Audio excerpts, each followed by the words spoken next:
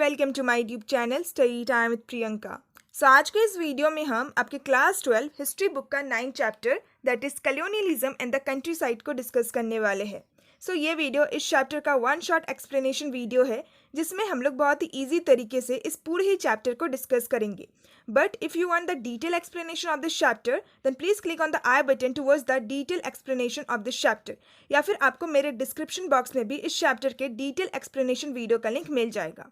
Now without further delay हम लोग इस चैप्टर को डिस्कस करना स्टार्ट करते हैं।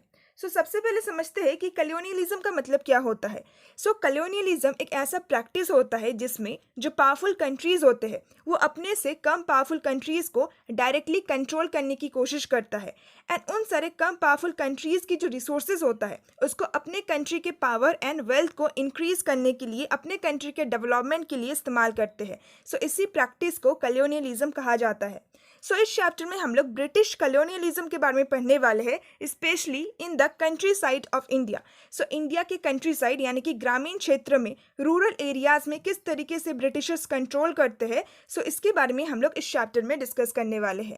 नाउ अब हम लोग चैप्टर के इंट्रोडक्शन के साथ इस चैप्टर को डिस्कस करना स्टार्ट करते हैं। इस चैप्टर में हम लोग ब्रिटिश कलोनियलिज्म के बारे में पढ़ने वाले हैं कि किस तरीके से ब्रिटिशर्स हमारे इंडियन कंट्री साइड को अफेक्ट करते हैं। साथ ही साथ इस चैप्टर में हम लोग दो इम्पॉर्टेंट प्रोविंसेस के बारे में डिस्कस करने वाले हैं, जिन दोनों प्रोविंसेस को इंग्लिश ईस्ट इंडिया कंपनी के द्वारा कंट्रोल किया जाता है। जो पहला प्रोविंस है वो है बंगाल एंड दूसरा प्रोविंस है बम्बई डेक्कन।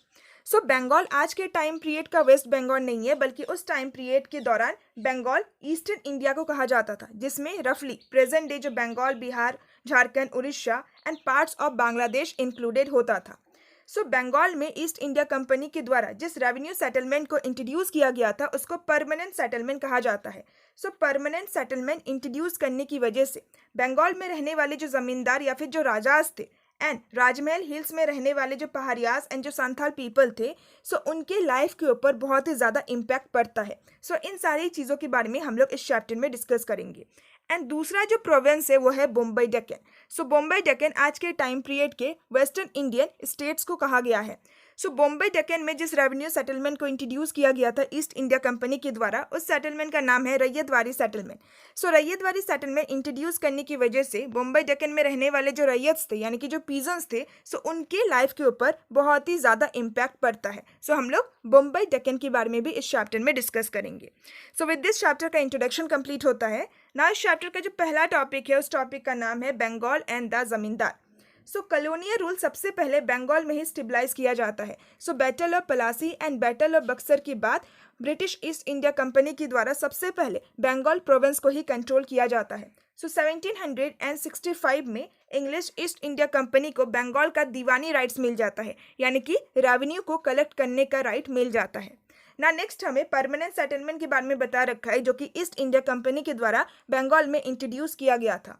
1793 में उस टाइम पीरियड के दौरान बंगाल के जो गवर्नर जनरल थे, जिनका नाम था चार्ल्स कॉर्नवालिस, उनके द्वारा बंगाल में परमानेंट सेटलमेंट रेवेन्यू सिस्टम को इंट्रोड्यूस किया जाता है।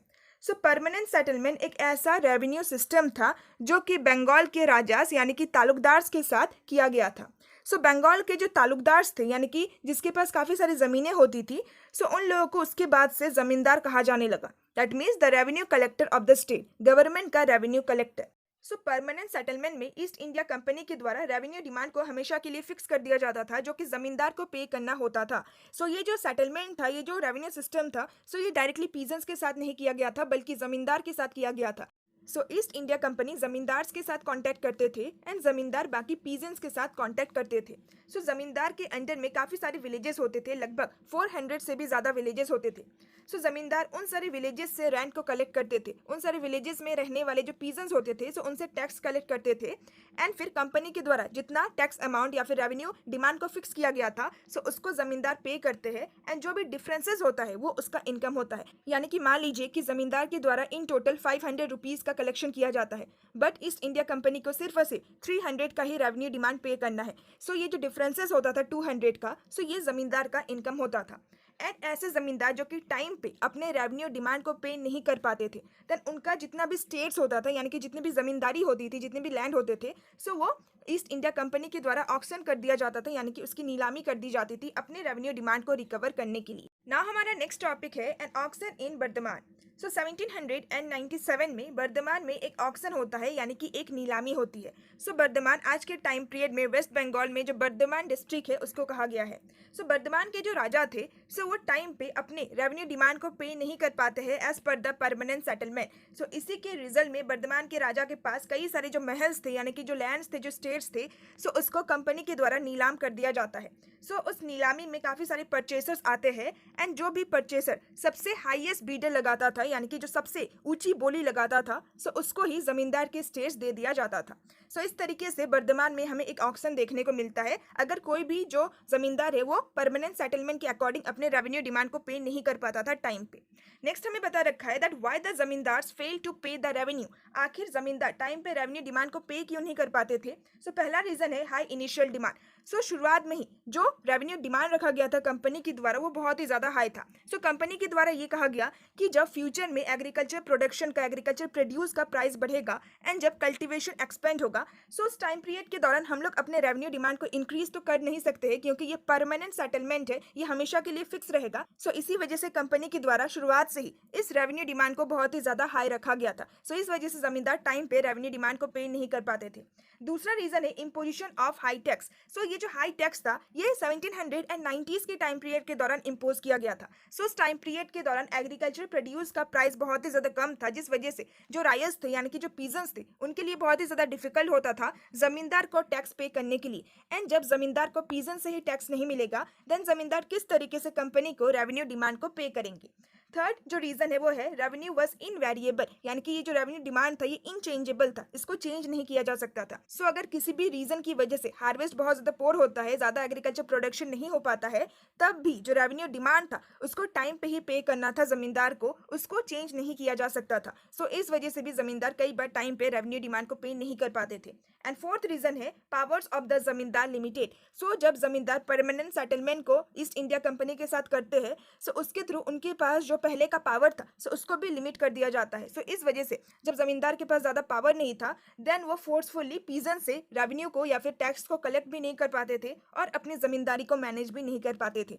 इन सारे रीजंस की वजह से जमींदार टाइम पे रेवेन्यू डिमांड को पे नहीं कर पाते थे एंड एज अ रिजल्ट उनके जो स्टेट्स होते थे, जो लैंड्स या फिर जो जमींदारी होती थी वो कंपनी के द्वारा नीलाम कर दिया जाता था। नेक्स्ट हमें बता रखा है about the rise of jotedars. Jotedars basically rich peasants के ग्रुप को कहा गया है जो कि विलेजेस में अपने पोजीशन को बहुत ही ज्यादा कंसोलिडेट कर रहा था, बहुत ही ज्यादा मजबूत बना रहा था। जोतेदार्स का विलेजेस में काफी ज्यादा लैंड होते थे, वो वास्ट एरियाज ऑफ लैंड को कंट्रोल करते थे। इसके अलावा विलेजेस में वो लोकल ट्रेड को भी कंट्रोल करते थे एंड मनी लैंडिंग को भी कंट्रोल करते थे, यानी कि वो लोन वगैरह भी देते थे। साथ ही साथ विलेज में रहने वाले जो पोर कल्टीवेटर्स होते थे जोतेदार उन सारे पोर कल्टीवेटर्स के ऊपर अपने पावर को एक्सरसाइज करते थे। जोतेदार्स के पास इतने सारे जो लैंड होते थे वो खुद उन सारे लैंड में कल्टीवेशन नहीं करते थे, बल्कि उनके लैंड में शेयर क्रॉपर्स के द्वारा कल्टीवेशन किया जाता था। एंड जब जमींदार के स्टेट्स की नीलामी होती थी उस नीलामी में जोतेदार्स भी परचेसर्स के रूप में जाते थे उन सारे स्टेट्स को खरीदने के लिए। जोतेदार्स नॉर्थ बंगाल में खासकर बहुत ही ज़्यादा पावरफुल थे एंड अलग अलग जगहों पे उनको अलग अलग नाम से बुलाया जाता था, जैसे कि हावलेदार्स, घंटीदार्स एंड मंडल्स। नेक्स्ट हमें बता रखा है about the zamindars resist. East India Company के द्वारा जमींदार के ऊपर ये जो इनजस्टिस किया जाता था जमींदार इसका किस तरीके से विरोध करते थे। पहला पॉइंट है फिक्सेशियस से। कई बार जमींदार अपना जो प्रॉपर्टी है, अपना जो स्टेट है वो अपने माँ के नाम पे कर देते थे, क्योंकि कंपनी का एक रूल था, कंपनी ने ये ऑर्डर दिया था कि हम लोग किसी भी वेमेन के प्रॉपर्टी को कभी भी नहीं लेंगे, किसी वेमेन की प्रॉपर्टी का नीलामी नहीं करेंगे। इस वजह से कई सारे जमींदार अपने प्रॉपर्टी को, अपने लैंड को अपने मदर या फिर अपने वाइफ के नाम पे कर देते थे। सेकंड पॉइंट है मैनिपुलेटिंग द ऑक्शन। कई बार जमींदार के द्वारा पूरा ही जो ऑक्शन होता था, जो नीलामी होता था, उसको ही मैनिपुलेट किया जाता था, उसको एक मजाक बना के रख दिया जाता था। जमींदार के जो एजेंट्स होते थे वो ऑक्शन को मैनिपुलेट करते थे। जब भी जमींदार के स्टेट यानी कि जमींदार के लैंड की नीलामी होती थी उस नीलामी में जमींदार के ही जो एजेंट या फिर जो मैन होते थे वही लोग प्रॉपर्टी को खरीद लेते थे, दूसरे परचेसर्स को आउटबीट करके, यानी कि सबसे ज्यादा बोली लगा के वो उन सारे प्रॉपर्टी को खरीद लेते थे। एंड फिर बाद में वो उस परचेस मनी को पे करने से रिफ्यूज़ कर देते थे। सो इससे कंपनी को बहुत ज़्यादा प्रॉब्लम फेस करना पड़ता था उस मनी को रिकवर करने के लिए। सो अगेन उनके द्वारा फिर से नीलामी किया जाता था और फिर से इसी प्रोसेस को रिपीट किया जाता था। सो एट द एंड कंपनी के द्वारा लास्ट में ज़मींदार को ही कम पैसे में उन्हीं के स्टेट्स को बेच दिया जाता था। थर्ड जो पॉइंट है वो है अटैकिंग आउटसाइडर। सो कई बार अगर कोई बाहर का व्यक्ति जमींदार के स्टेट्स को खरीद लेता था, देन जमींदार के जो लठियाज होते थे, जो मैन होते थे, वो उन सारे आउटसाइडर्स को मार के भगा देते थे। एंड फोर्थ पॉइंट है रेसिस्टेड बाय रायत। सो कई बार जो उस एरिया में, उस विलेजेस में रहने वाले जो पीजन्स होते थे, वो भी आउटसाइडर को अपने विलेजेस में एंटर करने नहीं देते थे। उनके मन में अपने खुद के जमींदार के प्रति थोड़ा सा लॉयल्टी होता था। सो इन सारे तरीकों से जमींदार विरोध करते थे। नेक्स्ट हमें बता रखा है about the fifth report. So fifth report एक ऐसा रिपोर्ट था जिसको ब्रिटिश पार्लियामेंट में सबमिट किया गया था 1813 में by the English East India company. So इससे पहले भी 4 और रिपोर्ट को सबमिट किया गया था। सो ये जो फिफ्थ रिपोर्ट था, ये 5वां रिपोर्ट था इस सीरीज ऑफ रिपोर्ट में। सो इसी वजह से इस रिपोर्ट को फिफ्थ रिपोर्ट कहा जाता है।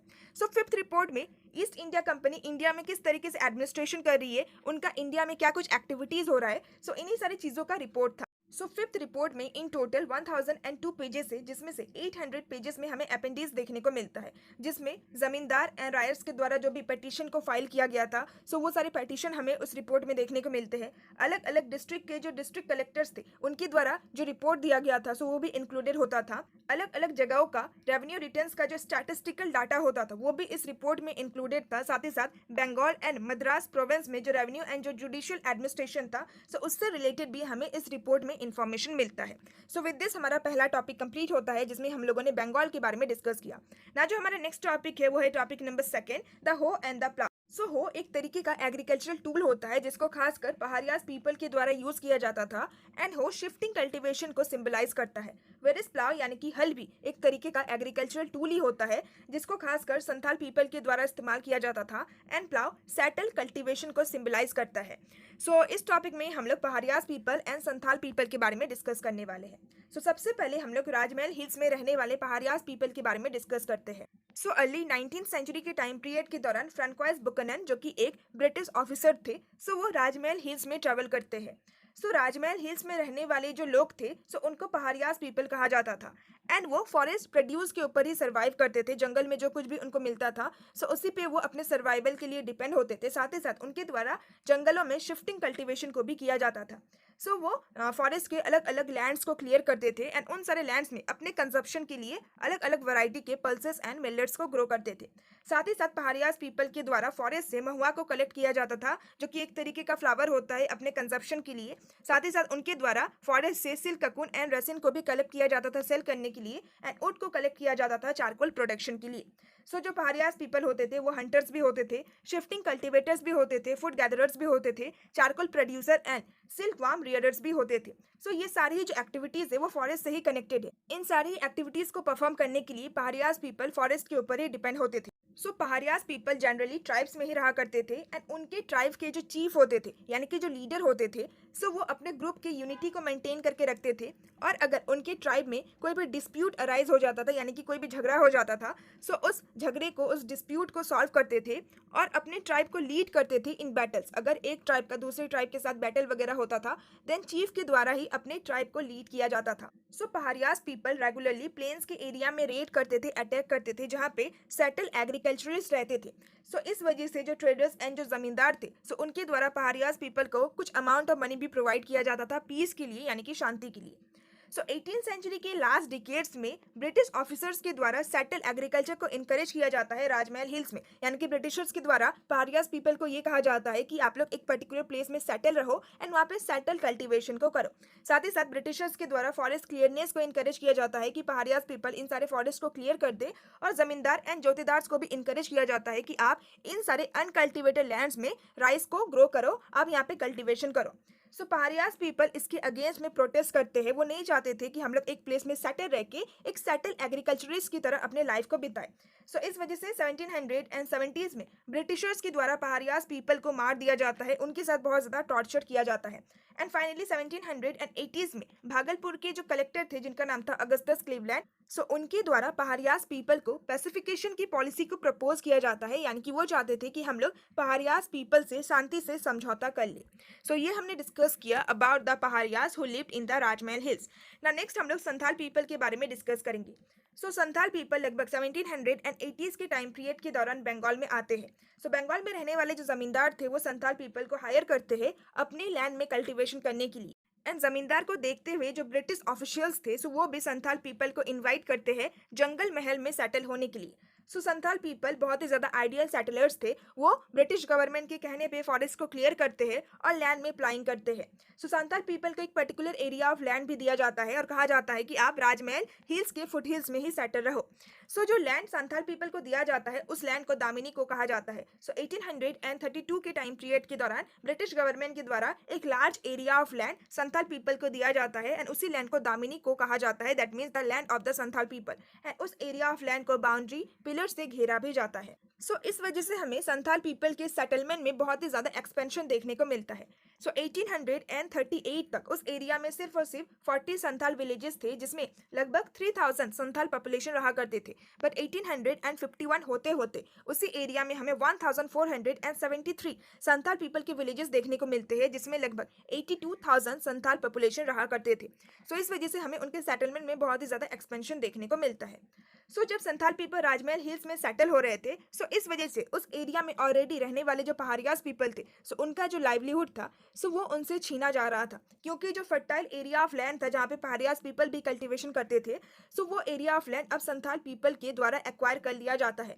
पहाड़ियाज पीपल अपने मोड ऑफ कल्टीवेशन यानी कि शिफ्टिंग कल्टीवेशन को नहीं कर पा रहे थे एंड ऐसे पहाड़ियाज पीपल जो कि हंटर्स होते थे वो भी बहुत ज़्यादा प्रॉब्लम फेस कर रहे थे, क्योंकि फॉरेस्ट को भी क्लियर किया जा रहा था एंड फॉरेस्ट लैंड को कल्टीवेशन लैंड में ट्रांसफॉर्म किया जा रहा था। ये सारे प्रॉब्लम्स कुछ संथाल पीपल को फेस करने पड़े। इसी वजह से संथाल पीपल के द्वारा फाइनली एक रिवॉल्ट किया जाता है 1855 एंड 56 के टाइम पीरियड के दौरान। संथाल पीपल जमींदार, money landers and colonial state के अगेंस्ट में एक रिवॉल्ट करते हैं, एक विद्रोह करते हैं। एंड संथाल रेबेलियन के जो लीडर थे उनका नाम था सिद्धू मांझी। क्या रीजंस थे जिस वजह से संथाल पीपल रेबेलियन करते हैं? पहला रीजन ये था कि गवर्नमेंट के द्वारा उनके ऊपर बहुत ही ज्यादा हाई टैक्स को इम्पोज किया जाता था। साथ ही साथ जब संथाल पीपल मनी लैंडर्स से लोन लेने के लिए जाते थे देन मनी लैंडर्स उनके ऊपर बहुत ही ज्यादा रेट ऑफ इंटरेस्ट चार्ज करते थे। एंड अगर संथाल पीपल अपने डेब्ट को, अपने उधारी को इंटरेस्ट के साथ टाइम पे नहीं कर पाते थे देन उनके लैंड को एक्वायर कर लिया जाता था मनी लैंडर्स के द्वारा। एंड जमींदार भी उनका जो दामिनी को का एरिया था उस एरिया के ऊपर अपने कंट्रोल को एजट करने की कोशिश कर रहे थे। इन्हीं सारे रीजंस की वजह से संथाल पीपल के द्वारा रिवॉल्ट किया जाता है। इस रिवॉल्ट का आखिर नतीजा क्या निकलता है, इसका रिजल्ट क्या निकलता है? ब्रिटिश गवर्नमेंट के द्वारा इस रेबेलियन को क्रश कर दिया जाता है एंड संथाल पीपल के विलेजेस को आग लगा दिया जाता है। बट इस संथाल रिवॉल्ट के बाद ब्रिटिश गवर्नमेंट के द्वारा संथाल परगाना एरिया को क्रिएट किया जाता है जो कि लगभग 5500 स्क्वायर माइल्स का एरिया होता है एंड इस एरिया ऑफ लैंड को संथाल पीपल को दिया जाता है रहने के लिए। ये हमें एक पॉजिटिव रिजल्ट देखने को मिलता है संथाल रेबेलियन या फिर रिवॉल्ट का। विद दिस हमारा सेकंड टॉपिक भी कंप्लीट होता है ना। जो हमारा थर्ड टॉपिक है वो है a revolt in the countryside the Bombay Deccan. अभी तक हम लोगों ने बंगाल प्रोविंस के बारे में डिस्कस कर लिया एंड बंगाल प्रोविंस में रहने वाले जो संथाल पीपल, पहाड़ियाज पीपल एंड जो जमींदार थे उन सारे लोगों को परमानेंट सेटलमेंट की वजह से कौन से प्रॉब्लम्स फेस करने पड़े इन सारी चीजों के बारे में हम लोगों ने डिस्कस कर लिया। नाउ अब हम लोग दूसरे province that is Bombay Deccan इस एरिया में रहने वाले जो पीजन्स थे उनको कौन से प्रॉब्लम फेस करने पड़े न्यू सेटलमेंट की वजह से उसके बारे में हम लोग इस टॉपिक में डिस्कस करेंगे। इंडिया के अलग अलग पार्ट्स में रहने वाले जो पीजन्स थे वो money landers and grain dealers के अगेंस्ट में एक रिवॉल्ट करते हैं, एक विद्रोह करते हैं। एक ऐसा ही रिवॉल्ट हमें डेक्कन के एरिया में भी देखने को मिलता है 1875 में। इस टॉपिक का जो पहला सब टॉपिक है उसका नाम है account books were burn. That means कि ये जो मूवमेंट था ये सबसे पहले सुपा में स्टार्ट हुआ था जो कि पूना डिस्ट्रिक्ट का एक लार्ज विलेज था। 12 मई 1875 में सुपा विलेज में रहने वाले जो पीजन्स थे, जो रायत पीपल थे वो उस एरिया के शॉपकीपर्स के ऊपर अटैक करते हैं, उनसे बही खातास एंड डेप्थ बॉन्ड की डिमांड करते हैं। बही खातास यानी कि अकाउंट बुक्स। एंड उसके बाद उनके द्वारा इन सारे खातास को जला दिया जाता है एंड शॉप्स में ग्रेन्स को लूटा जाता है एंड साहूकार्स के हाउसेस को आग लगा दिया जाता है। इस तरीके से हमें 1875 में एक रिवॉल्ट देखने को मिलता है by the peasants of Bombay Deccan. Next हमें बता रखा है about a new revenue settlement. So as I said, East India Company के द्वारा बॉम्बे डेक्कन के एरिया में जिस रेवेन्यू सिस्टम को इंट्रोड्यूस किया जाता है, सो उसको रैयतवाड़ी सेटलमेंट कहा जाता है। सो ये जो रेवेन्यू सिस्टम था, सो ये डायरेक्टली रायट्स के साथ यानी कि पीजेंट्स के साथ किया जाता है। इसमें हमें जमींदार देखने को नहीं मिलता है। East India company directly peasants के साथ कांटेक्ट करते हैं एंड पीजेंट्स डायरेक्टली कंपनी को ही अपना जो टैक्स है, जो रेवेन्यू है, उसको पे करते हैं। सो ये जो न्यू रैयतवाड़ी सेटलमेंट था, ये परमानेंट सेटलमेंट नहीं था, क्योंकि इसमें जो रेवेन्यू डिमांड था उसको फिक्स नहीं किया गया था। हर 30 साल के बाद कंपनी के द्वारा रेवेन्यू रेट को इंक्रीज किया जाता था। सो इस तरीके से ये जो रेवेन्यू डिमांड था, ये परमानेंट नहीं था। नेक्स्ट हमें बता रखा है about the revenue demand and the peasant डेब्ट। सो रैयतवाड़ी सेटलमेंट में भी पीजेंट्स को रेवेन्यू डिमांड को पे करने में काफी सारे प्रॉब्लम्स फेस करने पड़ते थे। सो इसमें भी जो इनिशियल रेवेन्यू डिमांड था वो बहुत ही ज़्यादा हाई था एंड पीजेंट्स के लिए बहुत ही ज़्यादा डिफिकल्ट होता था इस रेवेन्यू डिमांड को पे करने के लिए, स्पेशली जब रेंस नहीं होते थे या फिर उनका जो हार्वेस्ट होता था वो बहुत ही ज़्यादा पोर होता था। सो ऐसे सिचुएशन में रेवेन्यू डिमांड को पे करना उनके लिए बहुत ही ज़्यादा डिफिकल्ट होता था। सो जब 1832 के टाइम पीरियड के दौरान एग्रीकल्चर प्रोडक्ट का प्राइस बहुत ज़्यादा गिर जाता है एंड 1832 से लेकर 34 के टाइम पीरियड के दौरान उस एरिया में फेमाइन आ जाता है यानी कि अकाल पड़ जाता है। सो इन दोनों ही रीजंस की वजह से कल्टीवेटर्स के लिए, पीजेंट्स के लिए और भी ज़्यादा मुश्किल था इस रेवेन्यू डिमांड को पे करना। सो रेवेन्यू डिमांड को पे करने के लिए कल्टीवेटर्स को ना चाहते हुए भी मनी को बोरो करना पड़ता था मनी लैंडर से। बट एक बार जब वो मनी उधारी ले लेते थे, देन उनके लिए इंटरेस्ट के साथ उस मनी को, उस लोन अमाउंट को पे करना भी बहुत ही ज़्यादा डिफिकल्ट होता था। बट फिर 1845 के बाद से एग्रीकल्चर प्राइस थोड़ा सा इंक्रीज होता है एंड इस वजह से अगेन कल्टीवेटर्स न्यू लैंड्स में कल्टीवेशन करते हैं। इवन जो पैस्चर लैंड था उसको भी एग्रीकल्चर लैंड में कल्टीवेटेड फील्ड्स में ट्रांसफॉर्म करते हैं। तो इसके बाद थोड़ा सा हमें इंप्रूवमेंट देखने को मिलता है उनकी कंडीशन में। नेक्स्ट हमें बता रखा है then came the cotton boom, यानी कि इंडिया में कॉटन के प्रोडक्शन में हमें बहुत ही ज़्यादा एक्सपेंशन देखने को मिलता है। सो 1860 से पहले ब्रिटेन में ज़्यादातर जो रॉ कॉटन इंपोर्ट किया जाता था, सो वो अमेरिका से ही इंपोर्ट किया जाता था। बट जब अमेरिका में 1861 में अमेरिकन सिविल वार होता है, सो इस वजह से ब्रिटेन अब इंडिया से अपने ज़्यादातर रॉ कॉटन को इंपोर्ट कर रहे थे। सो जब इंडिया में कॉटन का डिमांड इंक्रीज हुआ, सो इस वजह से इंडिया में जो कॉटन मर्चेंट्स थे, सो वो कॉटन के कल्टीवेशन को इंक्रीज करने लगे। सो जब तक हमें मार्केट में बूम देखने को मिला, यानी कि कॉटन का बहुत ज़्यादा डिमांड हो रहा था इंडियन मार्केट में, सो तब तक क्रेडिट भी बहुत ही ईजिली फ्लो कर रहा था, यानी कि पीजेंट्स को बहुत ही आसानी से लोन मिल जाता था एंड इंटरेस्ट भी बहुत ज़्यादा कम होता था, क्योंकि पीजेंट्स को इनकरेज किया जा रहा था कि जितना हो सके आप कल्टीवेशन करो, कॉटन को प्रोड्यूस करो। सो पीजेंट्स को इवन एडवांस में 100 रुपीज़ दिया जा रहा था फॉर एवरी एकड़ दे प्लांटेड विद कॉटन। सो जब तक अमेरिका में अमेरिकन क्राइसिस रहता है, सो तब तक इंडिया में खासकर बॉम्बे डिकन के एरिया में कॉटन के प्रोडक्शन में हमें एक्सपेंशन देखने को मिलता है एंड पीजेंट्स का सिचुएशन भी बहुत हद तक इम्प्रूव होता है। ना हमारे नेक्स्ट टॉपिक है क्रेडिट ड्राइज अप। सो जब 1865 में अमेरिका में जो सिविल वार चल रहा था वो खत्म हो जाता है, सो अमेरिका में कॉटन का प्रोडक्शन रिवाइव करता है, वो दोबारा से रीस्टोर होता है। सो अगेन ब्रिटेन अमेरिका से ही रॉ कॉटन को इंपोर्ट करने लगता है एंड इस वजह से इंडिया में जो कॉटन का एक्सपोर्ट हो रहा था, सो वो डिक्लाइन हो जाता है। सो जैसे ही इंडिया में कॉटन का डिमांड डिक्लाइन हुआ, सो जो क्रेडिट फ्लो कर रहा था, जो लोन दिया जा रहा था इतना आसानी से पीजेंट्स को, सो वो भी खत्म हो जाता है एंड इवन जो रैयतवाड़ी सेटलमेंट था उसका भी 30 ईयर्स कंप्लीट हो गया था।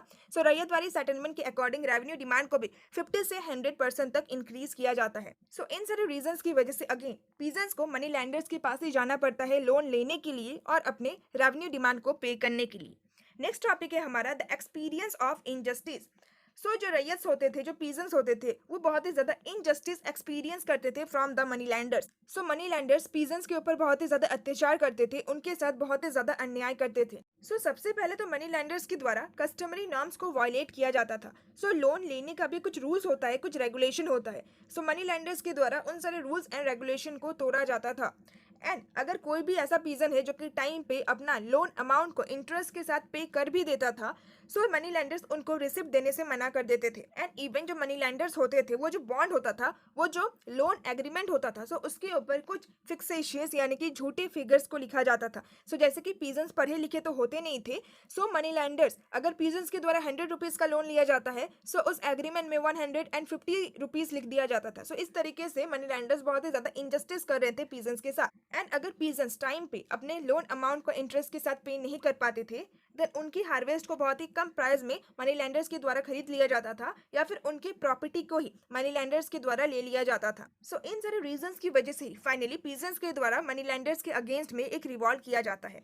ना हमारा फोर्थ टॉपिक है the Deccan riot commission. So government of India 1857 के रिवॉल्ट की मेमोरी से बहुत ही ज्यादा वरीड थे। सो 1857 के रिवॉल्ट के बारे में आप लोग नेक्स्ट चैप्टर में पढ़ोगे। मैंने ऑलरेडी उस चैप्टर को भी एक्सप्लेन कर दिया है। सो आप डायरेक्टली आई बटन को क्लिक करके उस चैप्टर का भी एक्सप्लेनेशन वीडियो देख सकते हो। सो उस रिवॉल्ट का जो मेमोरी था वो गवर्नमेंट ऑफ इंडिया के माइंड में बहुत ही ज्यादा फ्रेश था। सो इसी वजह से government of India government of Bengal को प्रेशराइज करते हैं कि एक इंक्वायरी कमीशन को सेटअप किया जाए ये इन्वेस्टिगेट करने के लिए कि आखिर पीजन के द्वारा ये जो विद्रोह है ये क्यों किया जा रहा है और किसके अगेंस्ट में किया जा रहा है। So as a result government of Bombay के द्वारा डेक्कन राइट कमीशन को सेटअप किया जाता है और इस कमीशन के द्वारा जिस रिपोर्ट को प्रोड्यूस किया जाता है सो उस रिपोर्ट को 1878 में ब्रिटिश पार्लियामेंट में सबमिट किया जाता है एंड इसी रिपोर्ट को डेक्कन राइट रिपोर्ट कहा जाता है, जो कि हिस्टोरियंस के लिए एक बहुत ही इंपॉर्टेंट सोर्स है for the study of the right. So with this हमारा फोर्थ टॉपिक भी कंप्लीट होता है एंड पूरा ही चैप्टर भी कंप्लीट होता है। आई होप कि आपको इस चैप्टर का ये शॉर्ट एक्सप्लेनेशन वीडियो बहुत ही ज्यादा हेल्पफुल लगा होगा। So if you find this video then please don't forget to like, share and subscribe and please comment me down कि आपको ये एक्सप्लेनेशन वीडियो कैसा लगा। एंड इस चैप्टर के अलावा अगर आपको अपने क्लास 12 हिस्ट्री के दूसरे चैप्टर्स के भी ऐसे ही वन शॉर्ट एक्सप्लेनेशन वीडियो देखना है for your revision purpose then please check out my description box. Description box में आपको क्लास 12 हिस्ट्री के वन शॉर्ट वीडियोस का एक प्लेलिस्ट का लिंक मिल जाएगा। सो विद दिस आज के इस वीडियो का एंड करते हैं। So now see also in my next video. Till then, bye bye and stay tuned to my channel and thanks for watching my video.